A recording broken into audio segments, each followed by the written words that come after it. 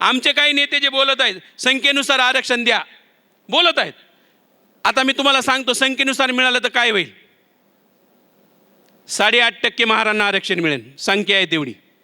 2% मातंगांना मिळेल, संख्या आहे तेवढी. ढोर आणि चांभारांची संख्या 1.5% बनते, 1.5% मिळेल ढोर आणि चांभारांना. आणि राहिलेल्या 55 जातींना 1% मिळेल. राहिलेल्या 55 जातींना 1% मिळेल. जर संख्येनुसार आरक्षण दिलं तर महारांचा फायदा आहे. आठवले साहेब जे बोलायलेत ना महारांच्या फायद्याचंच बोलायला लागलेत, हे टाकायलेत आठवले साहेबाचं समर्थन. अरे आठवले साहेब तुम्हाला चुना लावायलेत. 8.5% महारांना मिळणार आहे. जेवढ्या नेत्यांनी सांगितलंय ना संख्येनुसार द्या, याचा अर्थ महारांचा फायदा करा अर्थ आहे. आम्हाला टाकायले तुमचे नेते समर्थनात आहेत. अरे ते आमच्या जातीचाच फायदा करायला लागले, तुम्हाला कुठे कळायला लागले.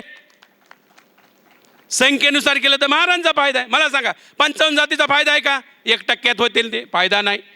चांभार आणि ढोरांचा फायदा आहे का? नाही ना. 1.5% जे 13% खेळतात कामकर साहेब, 13% खेळणाऱ्याला 1.5% बंदिस्त व्हायला आवडेल का? आवडणार नाही.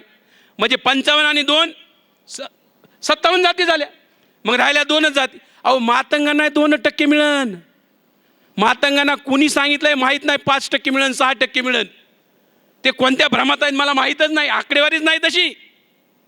अरे 2% मुळे मातंगाचंही नुकसान आहे.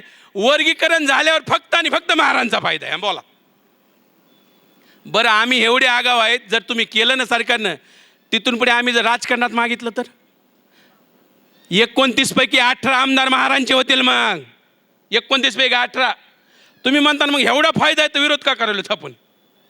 विरोध यासाठी आहे, फायदा आणि नुकसान बघून निर्णय घेणारे आमची अवलाद नाही. जी गोष्ट संविधानाच्या विरोधात आहे त्याला आम्ही विरोध करणार म्हणजे करणार. फायदा आणि तोटा बघून आम्ही महाराज नाही देवत, बौद्ध लोक हे करत नाहीत. बाबासाहेबांच्या विचाराच्या विरोधात आहे म्हणून आम्ही विरोध करायलो, संविधानाच्या विरोधात आहे म्हणून विरोध करायलो. याचं हे कारण, विरोधाचं हे कारण आहे. आमचा फायदा बघितला असता तर आम्ही म्हणलं असतं मग करा संख्येनुसार. पण जे लोक आमचे सत्तेमधले जे नेते म्हणायलेत ना त्याचा अर्थ बी तो आहे, लक्षात घ्या. मी समजून सांगायला लागलोय. लोक आम्हाला टाकायलेत म्हणून त्यांना ते कळलं नाही राजकारण काय करायले. महाराजचा नेता महाराजांच्या विरोधात कशी भूमिका घेईन हो, समजून जा.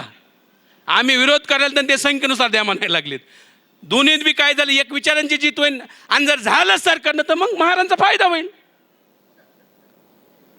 अरे आम्ही तुमच्या पुढचे आहेत. हे संघर्ष काय असतो, चाली कशा खेळायच्या हे सगळं माहीत आहे आमच्या नेत्यांना.